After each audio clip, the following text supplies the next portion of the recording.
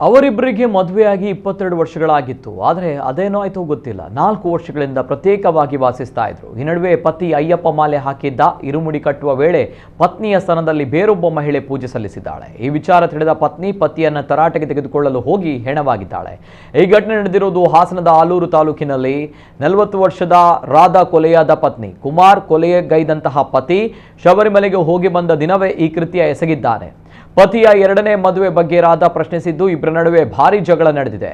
ಗಲಾಟೆ ತಾರಕಕ್ಕೇರಿ ಈ ವೇಳೆ ಕುಮಾರ್ ರಾಧಾಳನ್ನ ಕೊಲೆಗೈದಿದ್ದಾನೆ. ಬಳಿಕ ಆಕೆಯ ಮೃತದೇಹವನ್ನು ಬಟ್ಟೆಯಲ್ಲಿ ಸುತ್ತಿ ಬೈಕ್ನಲ್ಲಿ ಕೊಂಡೊಯ್ದು ಯಗಚಿ ನದಿಗೆ ಎಸೆದಿದ್ದಾನೆ. ಸದ್ಯ ಆಲೂರು ಠಾಣೆ ಪೊಲೀಸರು ಪತಿಯನ್ನ ಬಂಧಿಸಿದ್ದು ತನಿಖೆ ನಡೆಸ್ತಾ ಇದ್ದಾರೆ.